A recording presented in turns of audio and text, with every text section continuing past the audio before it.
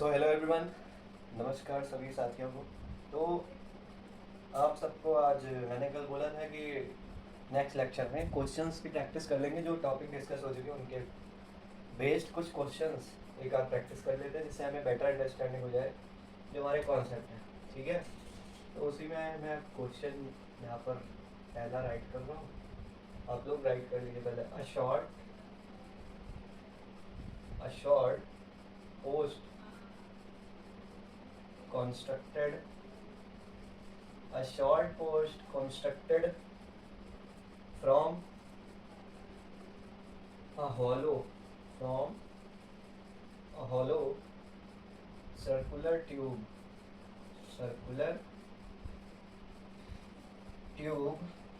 of aluminium of aluminium okay supports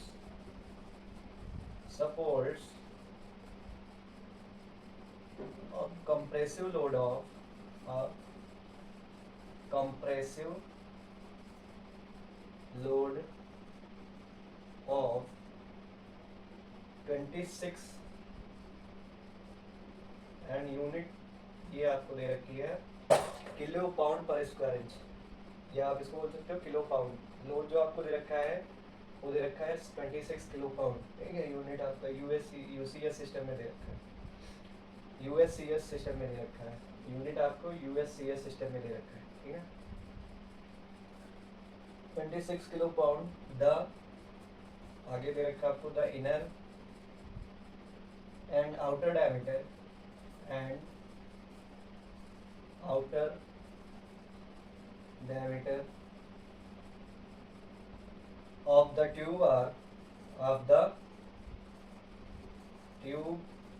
are so D1 is equal to 4 inches। आपको dimension dia कि inches में दे रखी है, यानी पूरा सिस्टम यूएससीएस सिस्टम में आपको दे रखा है dimension. D2 is given to you 4.5 inches, okay,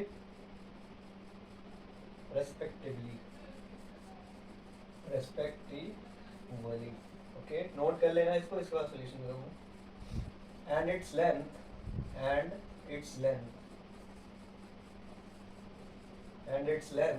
is 16 inches, the shortening of the post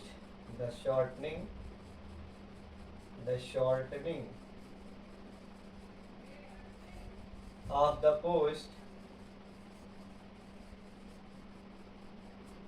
due to the load is measured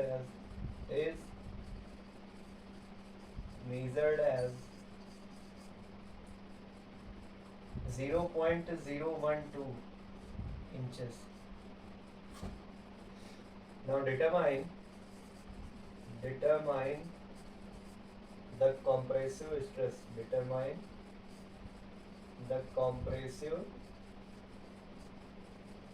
stress and strain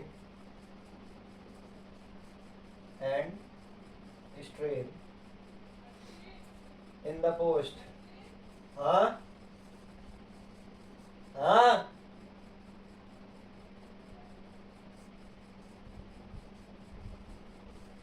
disregard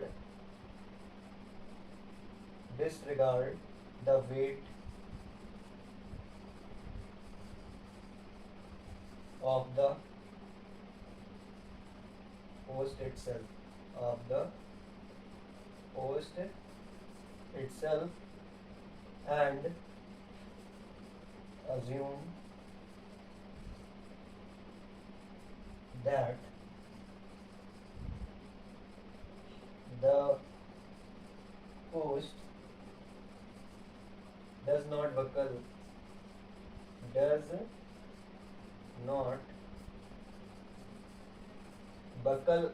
load। तो ये दो चीजें आपको ध्यान रखनी है।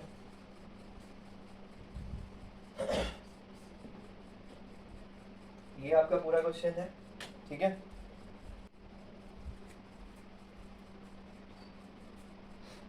सो ये क्वेश्चन है हमारा, a short post constructed from a hollow circular tube of aluminum supports a compressive load of 26 kilopounds. The inner and outer diameter of the tube are, inner diameter is 4 inch and the outer diameter is 4.5 inch respectively, and its length is 16 inch.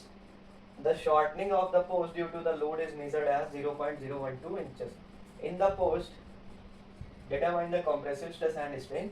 और हमें disregard करना है weight of the rod itself, weight of the post itself. हमें post का weight disregard करना है, उसको नहीं लेना है, नेग्लेक्ट करना है। And assume that the post does not buckle under the load, यानी बकलिंग का केस हमें नहीं कंसीडर करना है यहाँ पे। तो ये क्वेश्चन आप नोट कर चुके हैं, इसका डायग्राम भी दिया है आपके क्वेश्चन में, तो इसका डायग्राम बना लेते हैं।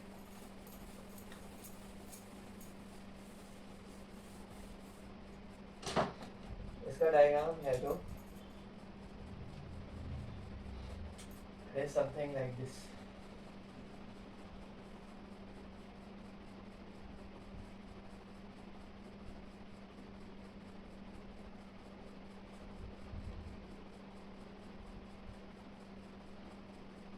This is the load, compressive load. ये आपका लोड लग रहा है 26 किलो पाउंड्स। ओके, देन आपका जो इनर डायमीटर आउटर डायमीटर है वो भी देख लेते हैं। ये हॉलो सर्कुलर ट्यूब है, हॉलो सर्कुलर ट्यूब है आपका।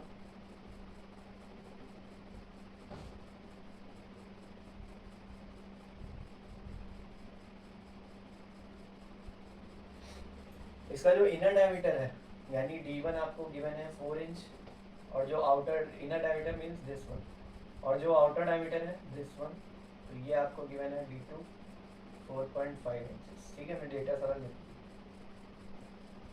ठीक है। उसके बाद जो यहाँ पर एक चीज़ ये है, ये आपकी जो ये आपका ट्यूब है हॉलो सर्कुलर ट्यूब, और ये आपका पोस्ट है यहाँ पर एज अ सपोर्ट इसको दिया गया है, एल्युमिनियम का पोस्ट यहाँ पर इसको दिया गया है, ठीक है, as a support for this.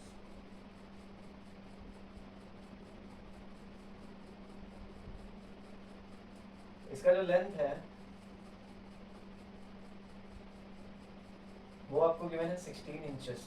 Okay, now आपको कैलकुलेट क्या करना है, कंप्रेसिव स्ट्रेस एंड स्ट्रेन, यानी कंप्रेसिव लोड है।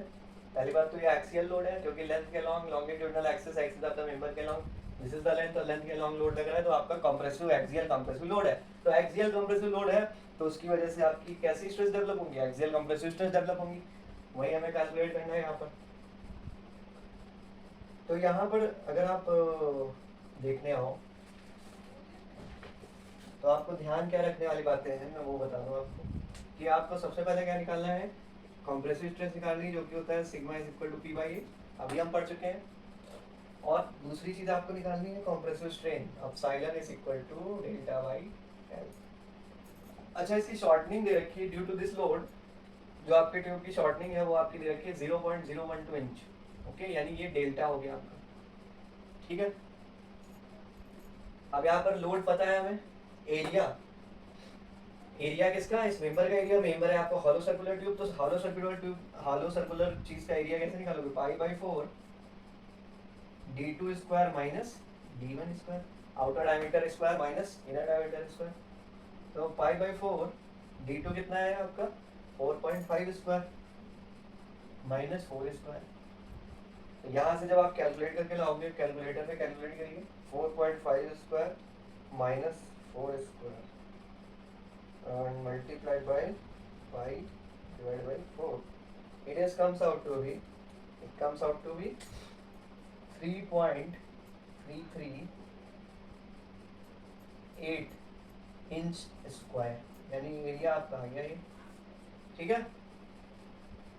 अब यहाँ पर एरिया आ गया, लोड पता है, तो सिग्मा इज इक्वल टू हो जाएगा, लोड है 26 किलो पाउंड्स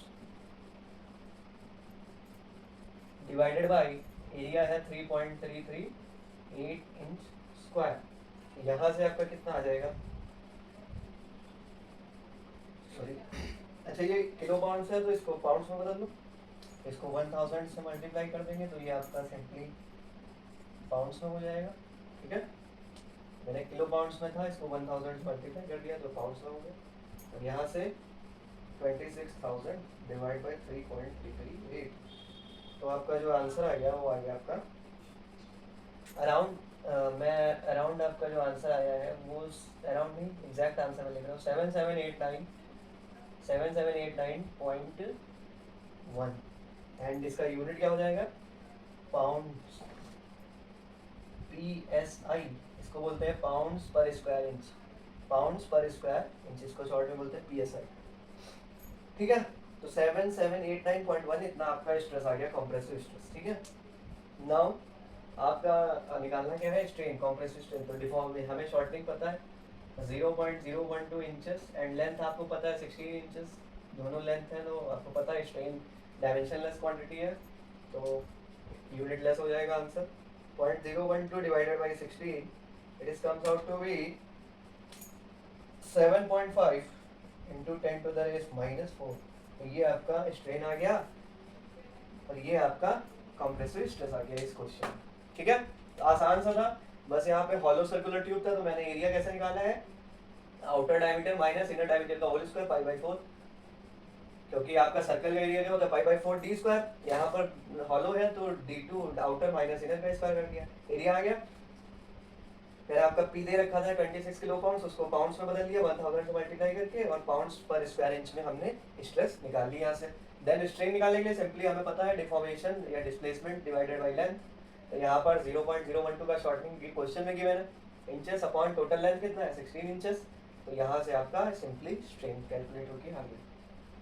तो ये आपका USCS सिस्टम में था। अब अगर आपको मान लो इसी क्वेश्चन के डेटा में अगर आपको इसको SI यूनिट, क्योंकि हम इंडिया में हैं तो जनरली हम SI यूनिट में ही बात कर रहे होते हैं, SI यूनिट में ही कैलकुलेट करते हैं। तो अगर SI यूनिट में डेटा को कन्वर्ट करना है तो इंचेस, 1 इंच जो होता है वो आपका बराबर होता है 25.4 mm के अराउंड। ठीक है ना, तो आप इस इंच को mm में बदल लो, इस डेटा को मैं यहाँ पर बदलूंगा नहीं, वो आप अपने लिए करो। ठीक है, मैं यहाँ पे लिखे दे रहा हूँ कि 1 इंचेस आपका 25.4 mm के बराबर होता है।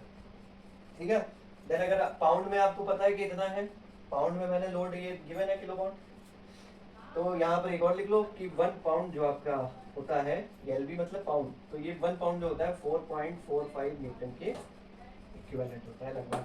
ठीक है, तो आपको डेटा इससे आप अपने SI यूनिट में जो ये डेटा दे रखा था इसके अकॉर्डिंग आप कन्वर्ट करके आप इसी क्वेश्चन को SI यूनिट में सॉल्व कर सकते हो और आपका आंसर स्ट्रेस जो आ जाएगा वो मेगा पास्कल या न्यूटन पर mm स्क्वायर में आ जाएगा। क्लियर है, तो कोई प्रॉब्लम है, सिंपल सा, जहाँ पे इंचेस है उसको mm में कन्वर्ट कर लो। मैंने डेटा लिख दिया 1 इंच बराबर 25.4 mm एंड 1 पाउंड बराबर 4.45 न्यूटन, तो आप पाउंड को न्यूटन में बदल लो और इंचेस को mm में बदल लो और इसी क्वेश्चन का आंसर आप SI यूनिट में निकाल सकते हो। स्ट्रेस SI यूनिट में जो स्ट्रेस आएगी वो मेगा पास्कल या इसी को न्यूटन पर mm स्क्वायर में आएगा आंसर आपका।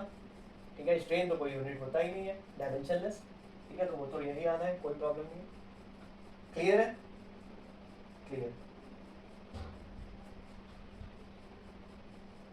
नेक्स्ट क्वेश्चन देखते हैं।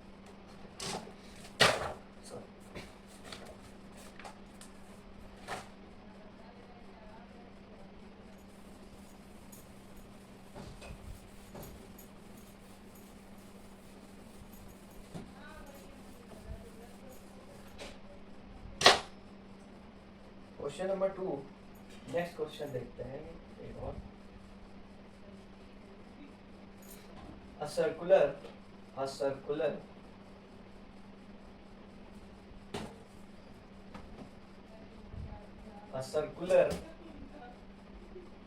steel rod, a circular steel rod of length L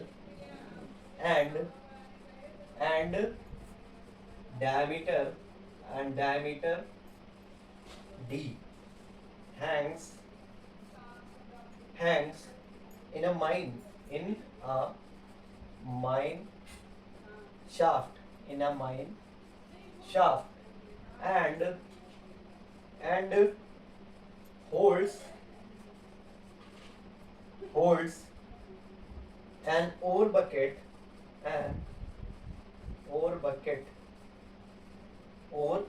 bucket of weight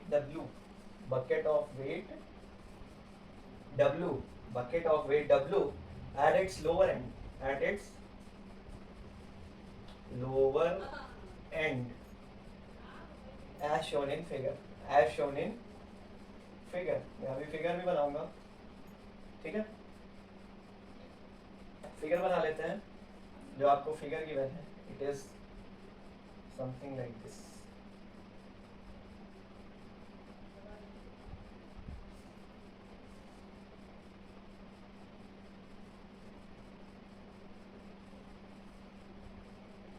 ये आपकी बकेट है, इसका वेट जो है वो W है, ठीक है।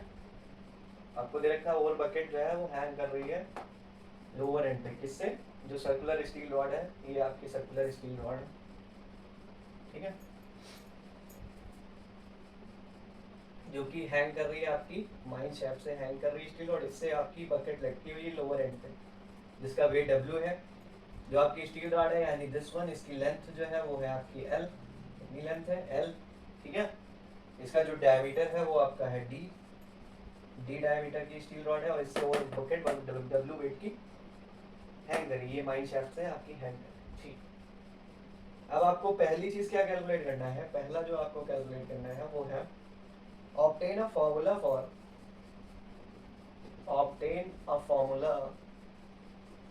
for the maximum stress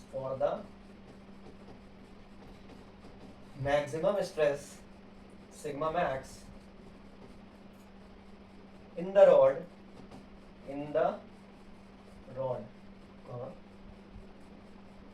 taking into account. यहाँ पर आपको एक चीज क्वेश्चन में ध्यान रखना है, वहां पर हमने वेट, अभी पिछले क्वेश्चन में वेट को मैंने डिसरिगार्ड कर दिया था, जो आपका पोस्ट का वेट था, बट इस क्वेश्चन में आपको टेकिंग इनटू अकाउंट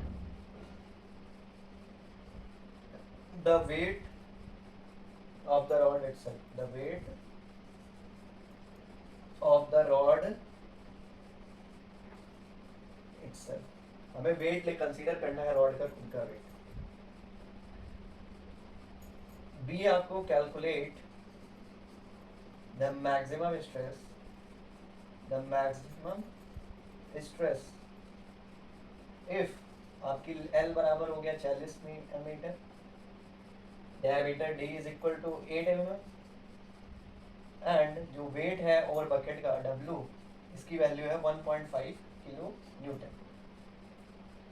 ये आपकी जो प्रॉब्लम है ये एल्जेब्रिक टाइप की प्रॉब्लम है, मतलब एल्जेब्रिक सोल्यूशन आएगा, फार्मूला हमें ऑब्टेन करना है, ठीक है। हम पूरे सोप में ऐसी प्रॉब्लम इसलिए करेंगे क्योंकि हमें फार्मूले से, अगर हम फार्मूला डिराइव करेंगे तो उससे हमें कॉन्सेप्ट की क्लैरिटी बेटर वे में होगी।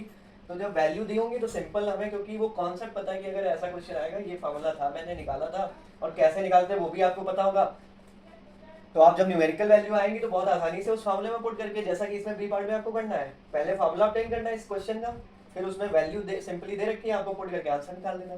तो अगर हम अलजेब्रिक वाले सोल्यूशन पे बेस्ड न्यूमेरिकल भी सॉल्व करेंगे तो ये ज़्यादा बेनिफिशियल रहेंगे आपकी कॉन्सेप्ट क्लैरिटी के लिए, ठीक है। तो यहाँ पर मैं एक लाइन ऐसे खींच रहा हूँ, आप नीचे ही सोल्यूशन करना, बट मैं यहाँ पर बोर्ड में जगह की कमी की वजह से यहाँ से शुरू कर रहा हूँ सोल्यूशन।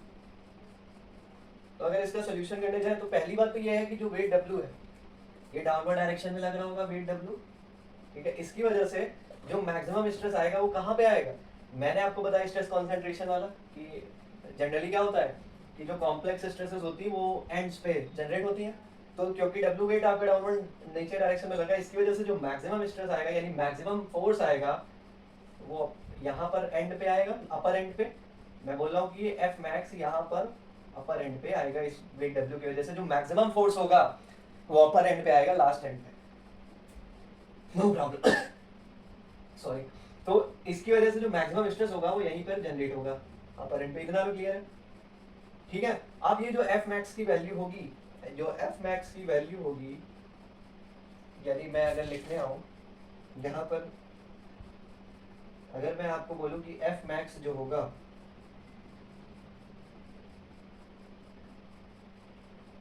वो आपका क्या होगा, अगर मैं यहाँ से लिखने आऊं F max is equal to क्या होगा, F मैक्स पहली बात तो ये वेट W जो ओवर बकेट का वेट है इसका वेट प्लस, क्योंकि मुझे लिखा हुआ क्वेश्चन में taking into account the weight of the rod itself, यानी हमें रॉड का भी, ये जो रॉड है जिससे ये बकेट लटक रही है इसका भी वेट जो होगा, मान लिया मैंने इसका वेट W0 है, मैंने मान लिया इस रॉड का वेट जो है वो W0 है, तो वो भी वेट हम कंसीडर करके चलेंगे। तो जो मैक्सिमम होगा वो इन दोनों का समीशन होगा, यस और नो। अब ये जो वेट होगा ये क्या हो जाएगा, डब्ल्यू नॉट, यानी वेट ऑफ द रॉड क्या होगा, ये रॉड है स्टील की, तो जो स्टील का आपका वेट डेंसिटी होगा multiply by volume of the this rod. तो मैं इसको लिख सकता हूँ gamma of steel into area, इसका एरिया रॉड का, और इंटू लेंथ से अगर मल्टीप्लाई कर दे तो एरिया इंटू लेंथ वॉल्यूम के इक्विवेलेंट हो गया। इसका लेंथ और एरिया मल्टीप्लाई करके ये वॉल्यूम हो गया और weight density of the steel. तो ये आपका डब्ल्यू नॉट जो निकल के आया वो है गामा स्टील, क्योंकि स्टील रॉड है तो मैं गामा स्टील मेंशन कर रहा हूँ, ए एल। ठीक है, ये डब्ल्यू नॉट आ गया। अब एफ मैक्स क्या हो जाएगा, इस तरह से अगर मैं एफ मैक्स हो जाएगा आपका डब्ल्यू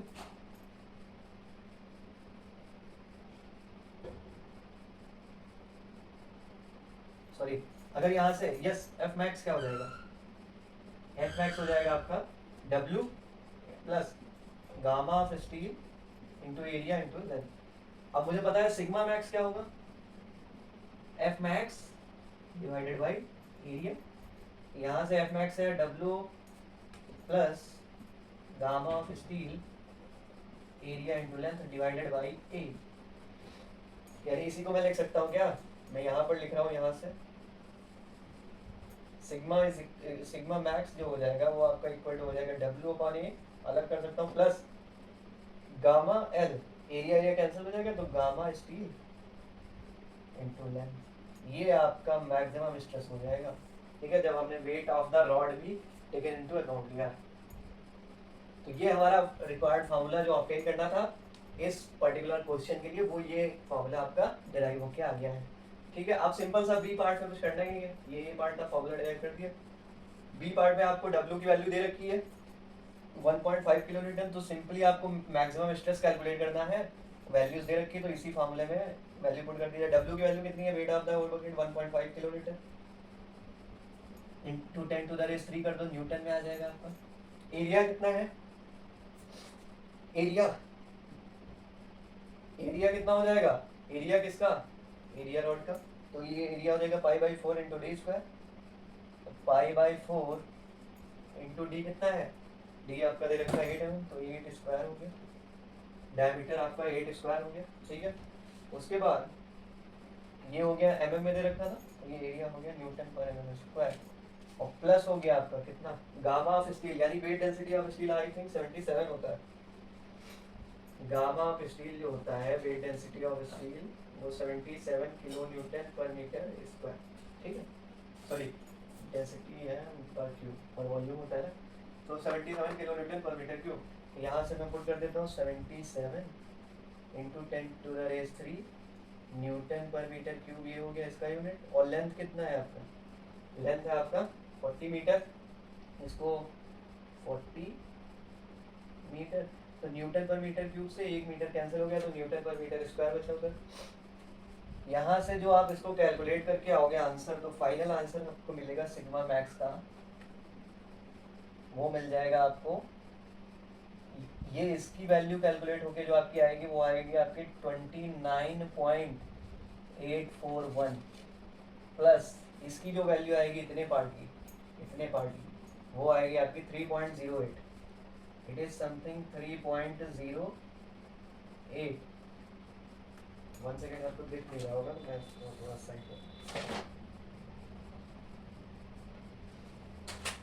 3.08 इसकी वैल्यू इतने की, और इसकी वैल्यू आ गई 29, तो इसको जब ऐड करोगे तो आ जाएगा आपका final maximum stress 32.921 mega pascal. ये आंसर आ गया। आप यहाँ पर देख रहे हो कि जो वेट के कारण जो रॉड का वेट है वो यहाँ पर काफ़ी नोटिसेबल है, मतलब स्ट्रेस में काफ़ी फर्क डाल रहा है, तो यहाँ पर हमें कायदे से वेट को डिसरिगार्ड नहीं करना चाहिए। ठीक है, जब सॉल्व करें, क्योंकि नोटिसेबल आपका वेट के कारण भी नोटिसेबल स्ट्रेस पे पार्ट ले रही स्ट्रेस, इस वजह से हमें इस क्वेश्चन इसमें वेट को डिसरिगार्ड नहीं करना चाहिए, और हमने लिया भी। ठीक है, तो ये आपके क्वेश्चन से कुछ जितना अभी तक आपने पढ़े थे कॉन्सेप्ट उसके बेस पे, आई होप अच्छे क्वेश्चन थे, इनसे आपके कॉन्सेप्ट क्लैरिटी हो। तो ये इस टाइप का क्वेश्चन कहीं भी आपको दिखेगा, ये फार्मूला आपको डिराइव करना बता दिया कैसे आया, और फाइनल आपको वैल्यू अगर दे रखी हो सिंपल तो आप फार्मूले से वैल्यू पुट करके आंसर निकाल सकते हो। ठीक है, तो आज के लिए इतना ही। Thank you so much. Jai Hind, जय भारत।